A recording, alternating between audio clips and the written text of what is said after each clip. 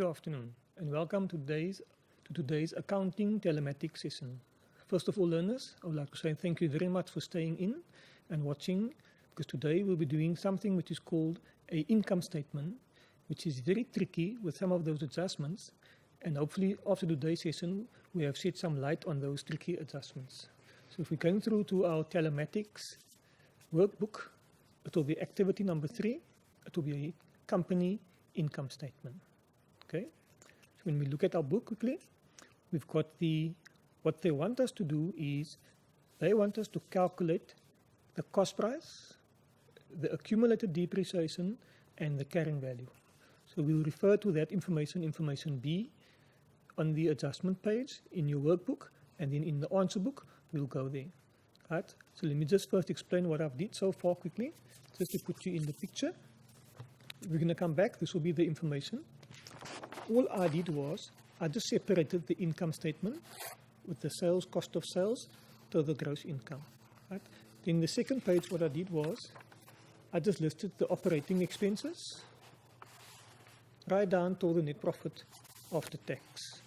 And then the third page is going to be where we'll do the note for the fixed assets. So I will be jumping between these 3 pages just to make sure that you will understand what we're doing. So please, I need you to follow carefully so that you can just see. I'm just showing you 3 different pages, but it will be in your answer booklet, which should be easier. Okay. So the first thing they want us to do is they are talking about we need to go to information B and find out the questions about the fixed assets or the tangible assets. They're giving us land and buildings, they're giving us vehicles, and they're giving us accumulated depreciation, all at the beginning of the financial year. Okay. So when I look at our answer book for the land and buildings, okay, where we go, they've got land and buildings 11 million at the beginning of the year and 10,200,000 at the end of the year. Okay. So clearly you can see that the land and buildings has decreased. But then also they have the heading movements, and they have 3 lines blank, which we should fill in first of all. Okay. So the first line that we should know by now will be the additions. So we're filling in the additions.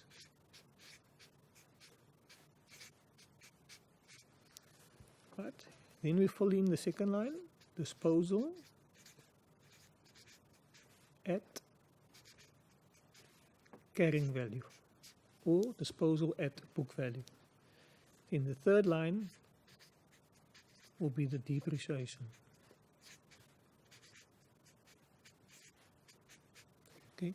This particular question could also come in as a separate question in the end of the year. Okay. But for now, this question forms part of your income statement, and we should have mastered this already in grade 11.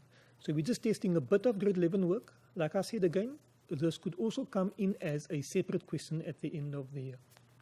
So let's just have a look quickly. We're looking at 11 million at the beginning of the year and 10,200,000 at the end of the year. So clearly we didn't buy, and as we know, there's no depreciation on land and buildings. So the only thing that could have happened was we could have sold or we could have disposed of land and buildings to the value of 800,000. And that 800,000 will then go in brackets, because 11 million minus 800,000 gives you 10,200,000. Okay.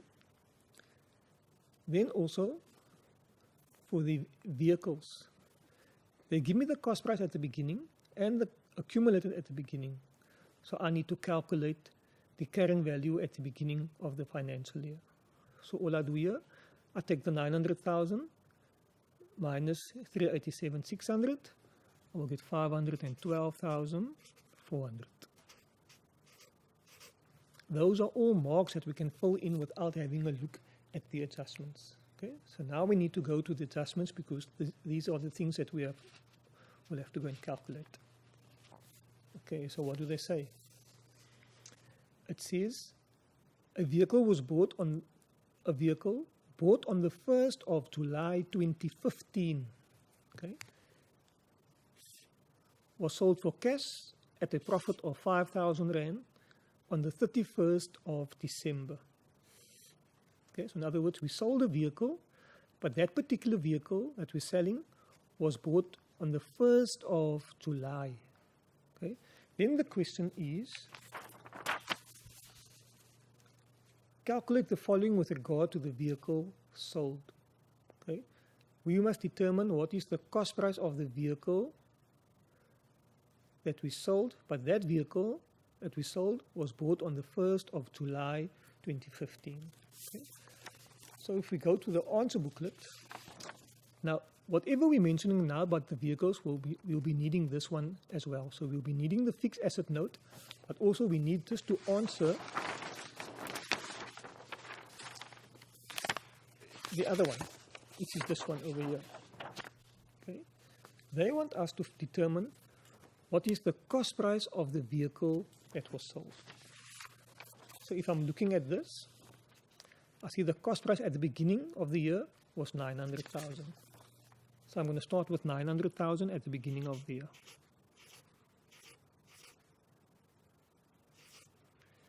Then in the information, they tell me that I bought a vehicle to the value of 200,000. Right. So that 200,000 will be reflected in my fixed asset note later as an addition. But then also, they're giving me the closing balance of the cost price at the end of the year of 810,000. Okay. So when I get to this note, by my additions, I can add 200,000. Now that was bought on the 30th of June. They tell me that in the information. Okay, so now I've got the 900,000. I'm adding the 200,000, but I'm getting 810,000. So when I determine the cost price, 900,000 plus the addition of 200,000 minus the 810,000 that I have left at the end of the year, then it will tell me what is the cost price of the vehicle that I sold during the year, which is 290,000. So the cost price of the vehicle that I sold during the year was 290,000. I'll just put in the 290,000 over there. Okay. So we'll just recap quickly. 900,000 plus the addition of 200,000 minus the cost price at the end gives me the cost price of the vehicle that I sold. Okay. So for vehicles, I just want to see. Right, there we go. There's the 900,000 plus the addition minus what we have left at the end, which means the cost price of the vehicle was 290,000 that we sold. Okay, so I'm just writing that 290 over there just in case we're going to come back to that 290 also. Okay. Right, so what's the next part that they tell me there? Then also, the second part of the question is we must determine the accumulated depreciation for the vehicle that we sold. Okay. Now we know the cost price is 290,000. So the accumulated, they will tell me when did we buy that particular vehicle. The information says that we bought the vehicle the 1st of July 2015. So my year one goes until the 30th of June 2016. So for that particular year, I had to depreciate the vehicle at 20% per annum. So if I do it on the calculator, now because the vehicle is new and it's in the first year, although the question says diminishing balance, in the first year you have to write it off on the cost price. So I'll just have to go 290,000 times 20%. So in that first year, I wrote off depreciation of 58,000.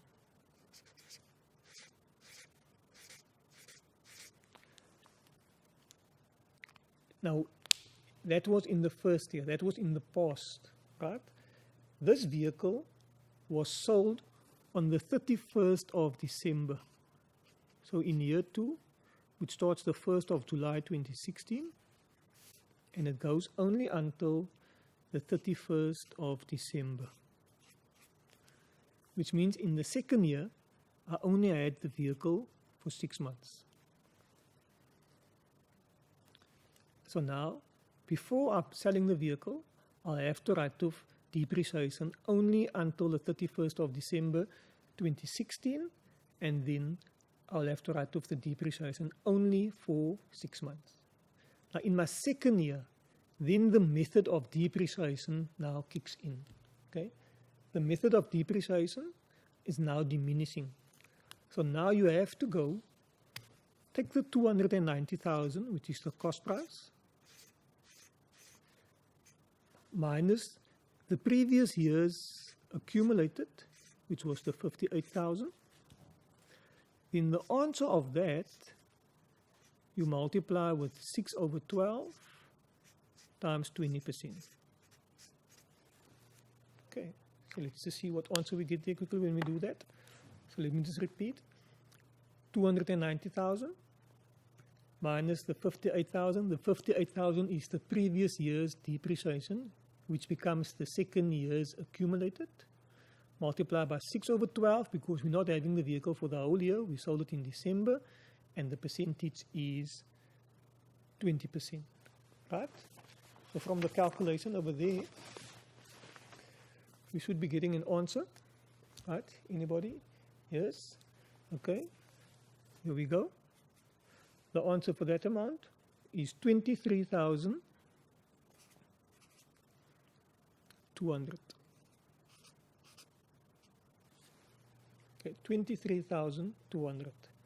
But the question asks, calculate the accumulated depreciation of the vehicle that was sold, which means it was last year's accumulated plus this year's depreciation. So I just have to add those two. So it will be the 58,000 on the calculator plus the 23,200, which gives me 81,200.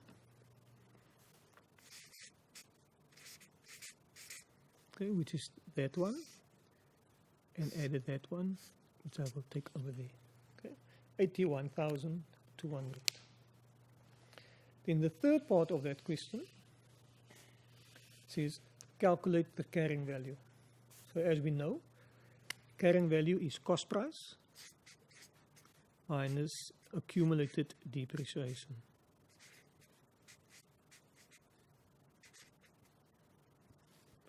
Cost price is 290,000 minus the 81,200 of the previous answer. Then we're going to get 208,800. 208,800. Okay, so now we can use some of these information, if not all of them, to help us to complete the fixed asset note. Okay, so when I look at the fixed asset note, it says disposal at carrying value. In other words, what is the carrying value of the item that we are selling? And that information is over here, which is the 208,800. So that information I can fill in 208,800. Put that in brackets. Because we're getting rid of it, it's getting sold. Okay. So we'll come back to the depreciation later, and then we'll complete this part over here. So far, learners, what we've did was we've answered the first part of the question, which was determine the cost price, determine the accumulated depreciation, and also determining the carrying value of the item that was sold. So the answers will be 290,000, 81,200, and 208,800. Okay, so those answers will also be reflected onto your fixed asset note, like we have it over there. We'll come back to the calculation of the depreciation, and we'll come back to the calculation for the accumulated, and then we'll be able to complete that note. So let's just move this aside quickly. Now we just go on to the actual thing, which is the part of it now, and that will be your income statement. Okay, so what do they ask? Okay, it says also that, oh, yeah, sorry, I see that depreciation is written off at 20% per annum on the diminishing. So now we might as well then complete this fixed asset note, because we can determine the value of the old vehicles and the value of the new vehicles. So we know that the value of the new vehicles is 200,000, but that vehicle was bought on the last day. So there will be no depreciation on the new vehicle. So it will only be the depreciation on the old vehicle together with the depreciation on the new vehicle for 6 months, which was that answer over there.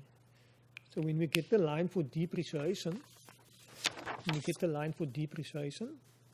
we're going to say for the old vehicle, the total cost was 900,000, but we're taking away 290. Right, so what's left? So the old cost is 900 minus 290, which gives you 610. Now, because it's diminishing, I'm going to need that. Because it's diminishing, I will need the accumulated depreciation of the old. Okay. So we're starting with the current accumulated, 387,600 plus 23,200. That's the depreciation on the item that was sold,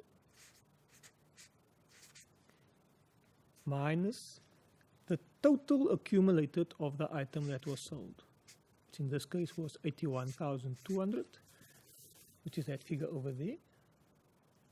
Right. Then we get an answer.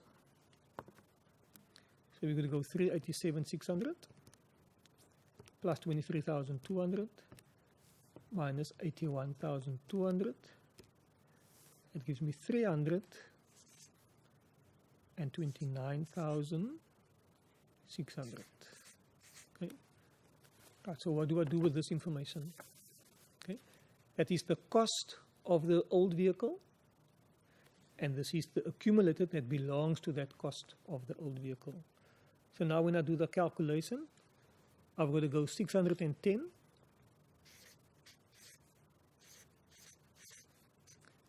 minus 329,600 gives me an answer of 280,400. Gives me an answer of 280,400. And I multiply that by 20% because now I have that old vehicle for the whole year. And that will give me an answer of 56,080. Okay, so this is the depreciation on the old. That's the depreciation on the old. That's the vehicle that's remaining. I just need to add the depreciation on the vehicle that was sold, which was 23,200. And I'll get my total depreciation over here. That's 280. It gives me 79,280. So that information, that will go to my income statement as depreciation for vehicles. Okay. To see what they say. They say, welcome to Kulani High School in the Eastern Cape. So I hope you are following, so you can make sure that you have your answer booklet and then you follow carefully for the calculations, because some of them can become a bit cumbersome and difficult. Okay, I thank you very much for tuning in. Please make sure that you know how to calculate. Let's just recap again quickly. I had 900,000 at the beginning. I'm selling the cost price of 290. So I have the cost price of the remaining vehicle is 610. Then also the accumulated I want to determine of the old vehicle. So the accumulated at the beginning was 387,600 plus the depreciation for the 6 months, which we calculated from the fixed asset note, which was over there. Right? Then I minus the total accumulated, which was the answer of the accumulated of the item that was sold, to get the 329,600. Then I go the cost price of the old minus the cost price of the old, accumulated of the old, gives me the carrying value, multiply, I get the 20%, and then I just add the two together to give me the total depreciation. So this 79,280 will later on be reflected in my income statement. So when I do my income statement later on, I can have the item over here, depreciation.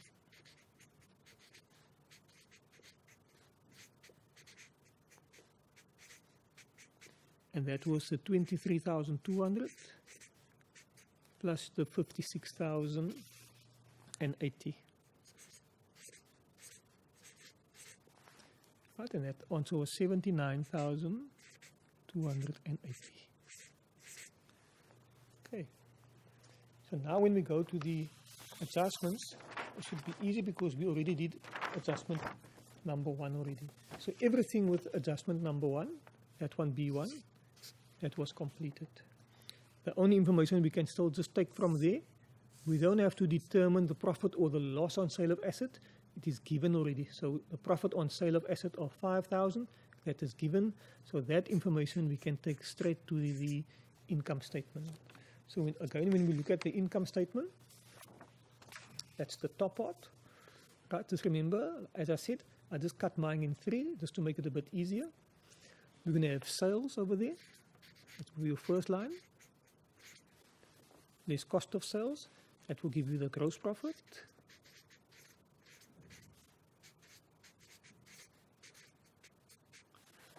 Then it's other income. It will be fee income. Then below that, the next income, profit on sale of asset, which is 5,000, which was given, okay, with adjustment A. Here we go. Right, so let's see, what do they say? This says the second adjustment. A credit note for 900 Rand was issued on the 28th of June 2017 to a debtor for poor sewing services rendered to her. Okay, so which means it will affect the fee income. The debtor will get a reduction in the amount that they owe us, and also our fee income will decrease with the same amount. So when we get the item for fee income, which will fall under the other operating income, we have to take away the amount that was given to the debtor. Okay? So as we stand with fee income at the moment, from the trial balance, it's 145,400. I have to take away the 900, which I'm giving for the poor services, so I have to deduct, and I will get 144,500. Okay, so it will be the 145, that's the amount in the trial balance, minus the adjustment, will give me the 144,500. Okay, at least that particular adjustment was done. Let's see what else we're talking about.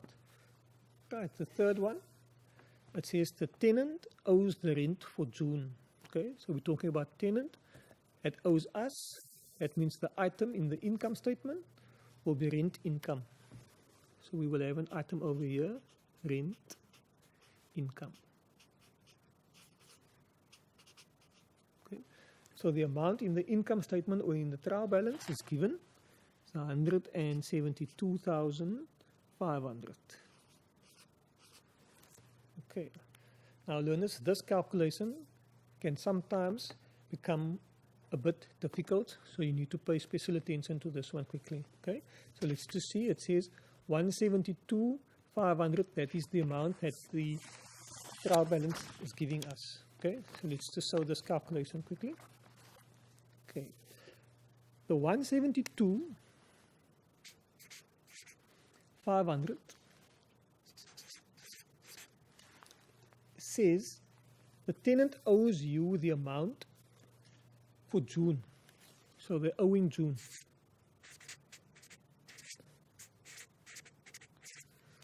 which means you only received 11 months.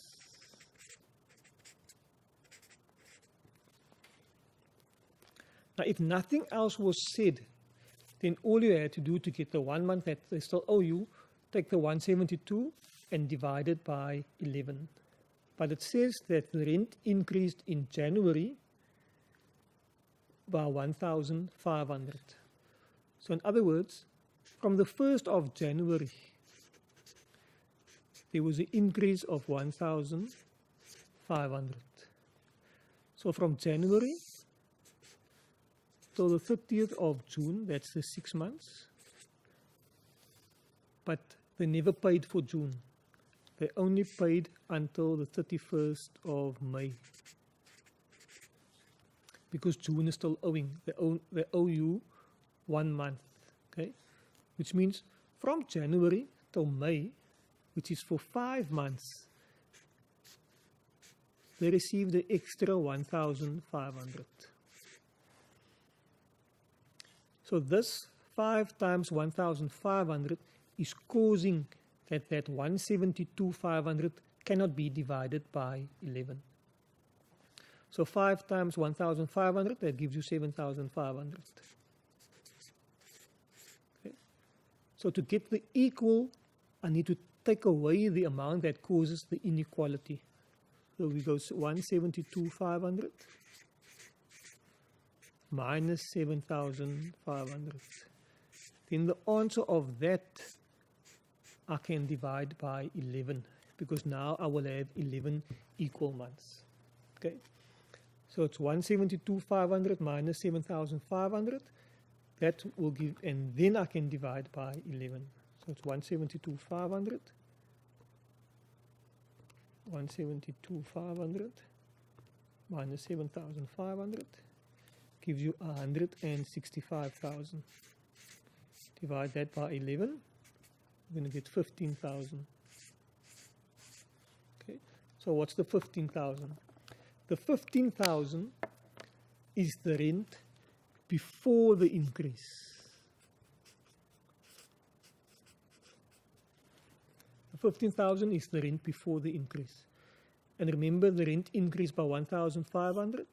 So I need to know this portion here, is it the rent before the increase, or is it the rent after the increase? So the amount for June is clearly the amount after the increase, because the increase happened in January. That means I will have to add an extra 1,500. So I'm getting 16,500. This will be the amount after the increase. So the tenant still owes me 16,500. So when I come back to the income statement, okay, I have my item rent income. Then I need to add 16,500 to the existing. So that was 11 months plus the extra month that he still owes me. So I will get 189,000. Just check. 189 it is. Calculator. So it's 172,500 plus 16,500. 189,000 it is.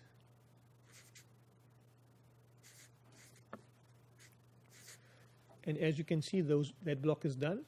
So we can just add that 5,000 plus the 144,500. You get a total of 338,500. Okay. So let's see if we can complete the top part. When we know the top part of the income statement is done, then we can go on with the bottom part. Okay. But that was adjustment number 3. So all the adjustment number 1, 2, and 3 are all done.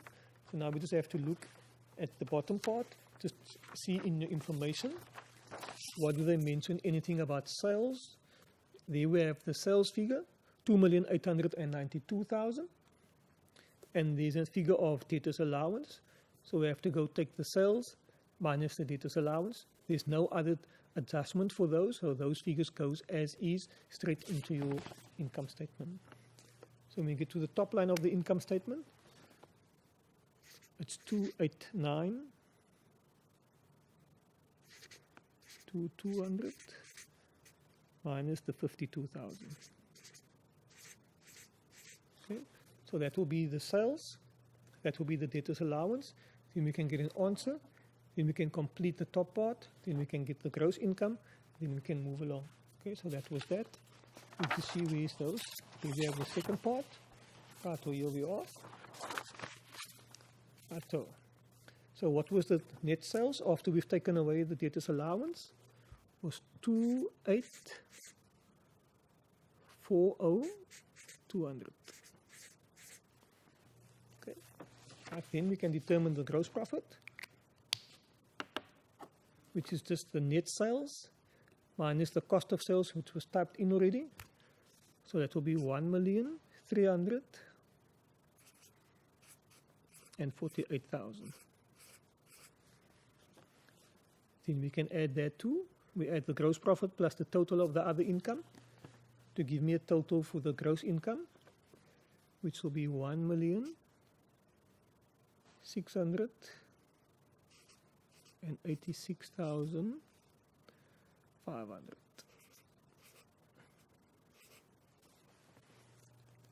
Okay, so we have a total of the gross income, 1,686,500. But I see in the answer book, they have a total at the bottom on the line where it says, let's do it this way. There's a line there where it says operating profit. And the operating profit is the gross income figure that we have just calculated now, minus the total of the operating expenses. So in other words, 1,686,500 minus this total over here will give me 781,500. So now we just do the opposite. We take the gross income minus the operating profit, and then we can get the total of the operating expenses. So if we do that, we're going to go 1,686,500 minus 781,500. I will get 905,000. That will be the total of my operating expenses.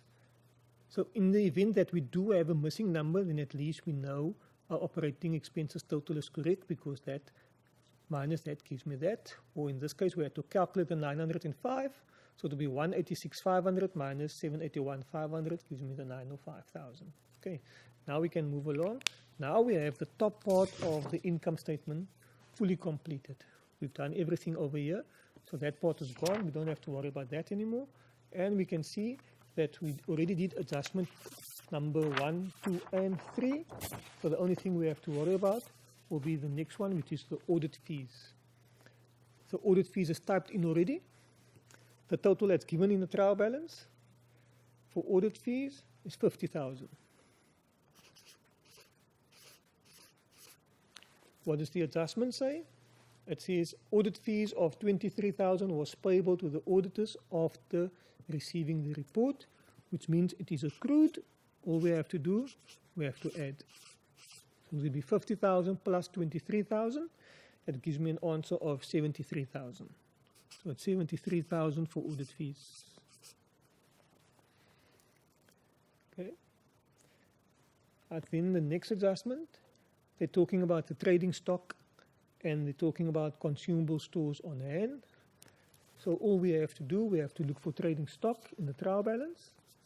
Currently it stands at 325,000. Just want to have a look at it quickly. Trading stock, 325,000. The adjustment says that the amount on hand is 315,000. Okay, so the stock in the books is more than what we have on hand, so there will be a deficit of the difference. So the item that we have to fill in the income statement will just be trading stock deficit. And that will be 325,000 minus 315,000. Gives you an even answer of 10,000. Okay. In the next item, they're talking about consumable stores.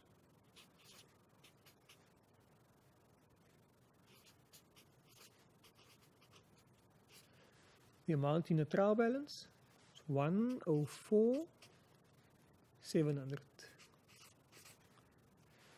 And the adjustment says we have 4,000 left, so we just have to take away 4,000.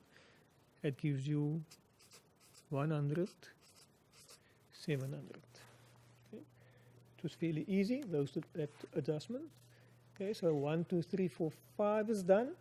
Looking at adjustment number 6. Okay, it's just plain salaries and wages. Let's just have a look at it and see what it says, and then we go from there. Okay. Right, so number 2 is done, number 3 is done, 4 is done, 5 is done. We're looking at 6. Okay. As an example, it says that an employee who has resigned, he no longer works for us. Right? When he's no longer part of the company, was erroneously included in the salaries journal, which means we still had him on the books, but he wasn't supposed to be there. And then they're giving us his details. Okay? Which means his gross salary and the contributions was added to salaries and wages, as it says at the bottom, and these figures are all included in the trial balance. Okay? So the item we're going to look at is salaries and wages. But the first thing we must do, we must get the person's or the employee's gross salary. Okay? So they're giving us the net, and then there's deductions. So all we have to do in order to get the gross, I take my net and I add the deductions to get the gross. Because normally it's the gross minus the deductions to give me the net. So now I have to work in reverse. So I just take the net, add the deductions to get the gross. So it's 18,375 plus 4,500 plus 1,875 plus 250. That gives me a total of 25,000. So the person's gross salary of 25,000 were included in the salaries and wages, and it wasn't supposed to be there. Okay? So we have to come back to that. Then also it says the company contributes as follows. For pension, 10% of the gross. So 10% of 25,000, it's 2,500. And also for UIF, they contribute on a rand for rand. What that means is whatever was deducted, the company also contributed. So the company contributed an extra 250, exactly the amount that was deducted. Okay. So what happened? The contributions are debited to salaries and wages. So not only is the gross salary of 25,000 included in the salaries and wages, and the 2,500 and the 250 was included by mistake, because it says erroneously, because the person has resigned. Okay. So when we look at the income statement, it will be salaries and wages. Okay, just remember, you are not allowed to abbreviate. Then we'll start with the total that was given. Okay, so the total in the trial balance for salaries and wages, that total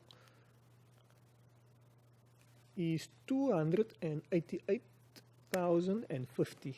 So we're starting with 288 and 50,000 minus the 25,000. That's the gross. Minus the 2,500 and minus the rand for rand 250 for the UIF. Okay, so if I go 288 minus 25 minus 2,500 minus 250, we're going to get 260,300.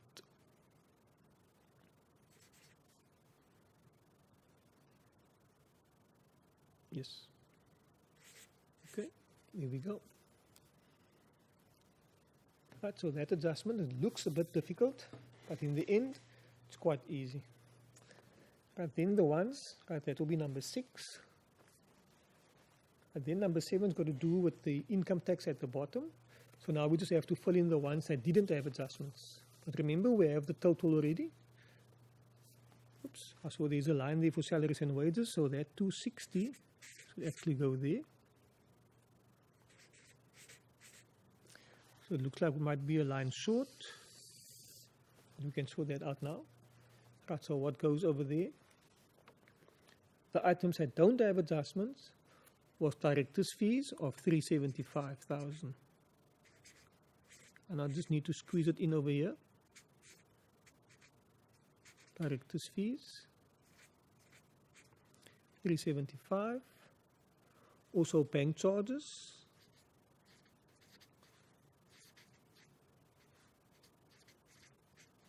And the bank charges amount was 6,720. We've got the depreciation, we've got the trading stock deficit, we've got the consumable stores, we've got the audit fees, we have the salaries and wages. We just went to place the salaries and wages in the wrong place. But we have the director's fees and we have the bank charges. So if we total all of these, it should come to a total of 905,000. Okay. Then as we move along at the bottom part of the income statement, it's all blank. So learners, grade 12, we need to make sure that we understand. So the next line will be interest income.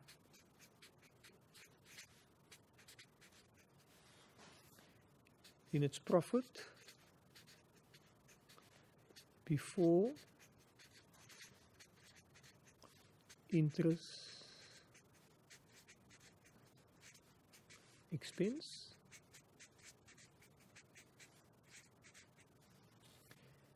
Then it's interest expense.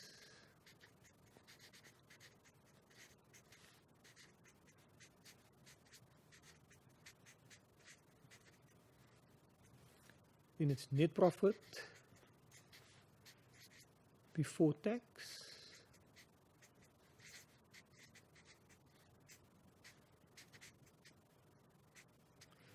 And it's income tax.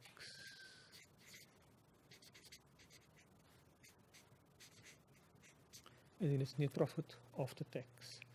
So let's just see what they give us. Adjustment number 7 talks about the interest expense.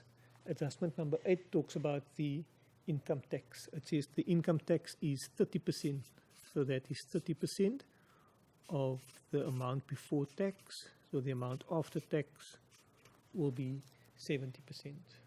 Okay, let's move along. Let's see what they say. Adjustment number 7 says it's all about the loan. So let's just slide the loan in. Let's just see what happens with the loan. But it says details of the loan statement received from K Bank shows the following. It's 665 at the beginning. Then it says repayments made was 103,200. So then it says interest is capitalized, and then also that part, a capital amount of 50,000 will be paid in the next financial year. That will be the short-term loan in the balance sheet, which we don't have to worry about now because we're just concentrating on the income statement. Okay, so it's just an easy calculation. So 665,000 minus 103,200 gives you an answer of 561,800. That is now before the bank added the interest. Okay, so let's put this on a piece of paper, then you can see it much better. Okay, here we go. But the loan at the beginning is 665,000. The repayments was 103,200. Put that in brackets. So the answer of this comes to 561,800. Then the interest must still be added, and we got an answer of 652,000. Now all we have to do, we have to calculate the interest. This will be the interest expense that will go to the income statement. Okay, so if we just have to do, we take the 652 minus the 681.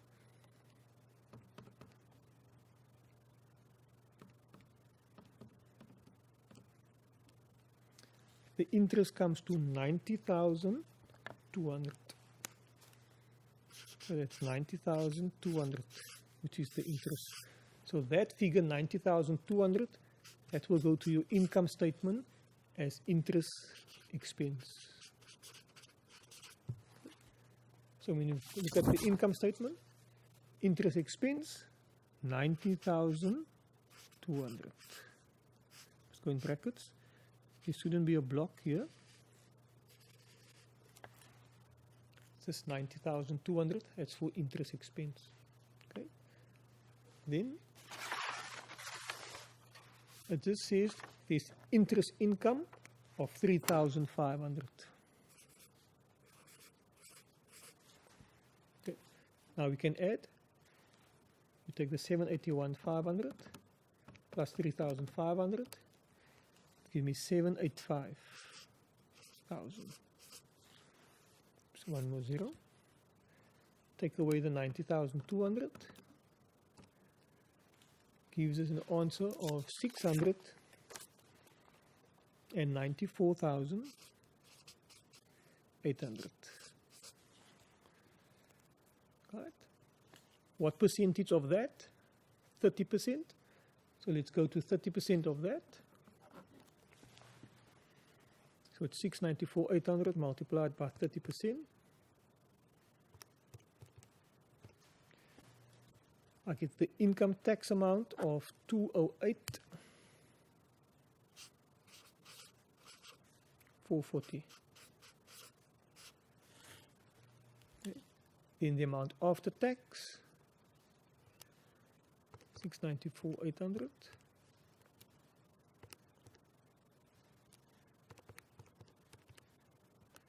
Minus the 208,440 gives you an answer of 486,360. Okay, so let's just recap that again quickly. Right, we started with the operating profit. Because that figure was given, we could automatically get the calculation or the total of the operating expenses. All we had to do, we had to take away the gross income minus the operating profit to give us the total. And I'm sure if we add all of these, we'll get 209,000. Okay. The interest income we take straight away from the trial balance. There was no adjustment to it. So we just have to add 781,500 plus 3,500 gives me 785,000. Then we had to calculate the interest expense, which was the loan statement. It says the opening balance of the loan minus the repayments. So the balance should have been 561,800.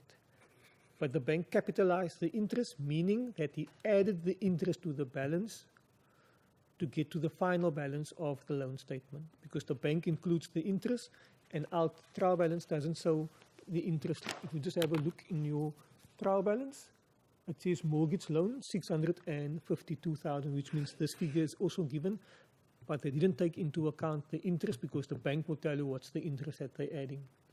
So it's 561,800 minus 652, and the difference is 90,200.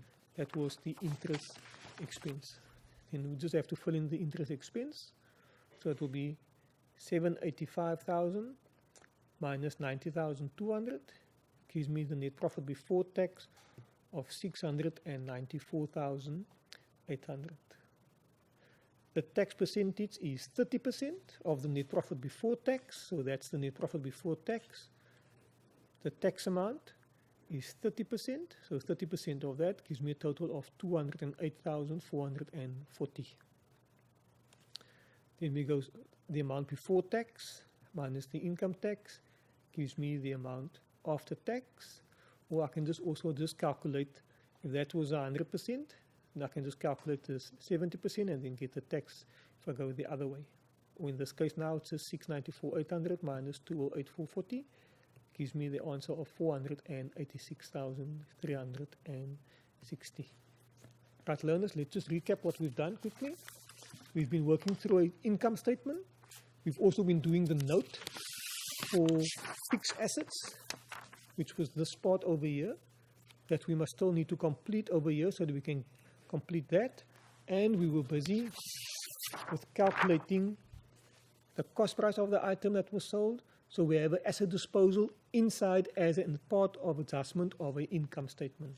Okay, so it's the asset disposal part, the depreciation that we had to calculate on the item that was sold. We have the carrying value. Those figures we had to transfer, or we had to take it forward to the fixed asset note. So the depreciation over here will be the same amount as the depreciation that will be reflected in your income statement. Okay, so we have completed that already in the income statement. The depreciation in the income statement, 79,280. And then we can see the makeup of those figures. That was the one that was sold, and that was the remaining or the old vehicles. So the total depreciation is 79,280. So that will be 79,280. Put that in brackets, and then we've got that. Okay. Now there's 2 or 3 ways of getting this, the missing figure over here,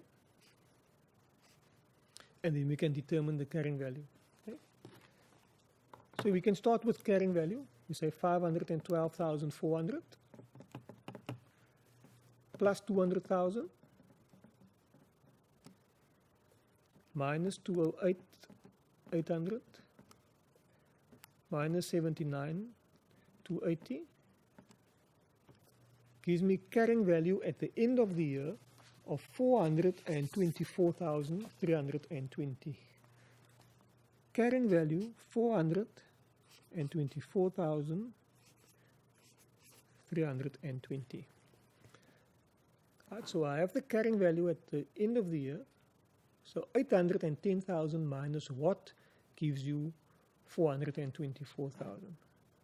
Then I just take away the 810,000 and it gives you 385,680. Okay, so now we've completed the fixed asset note.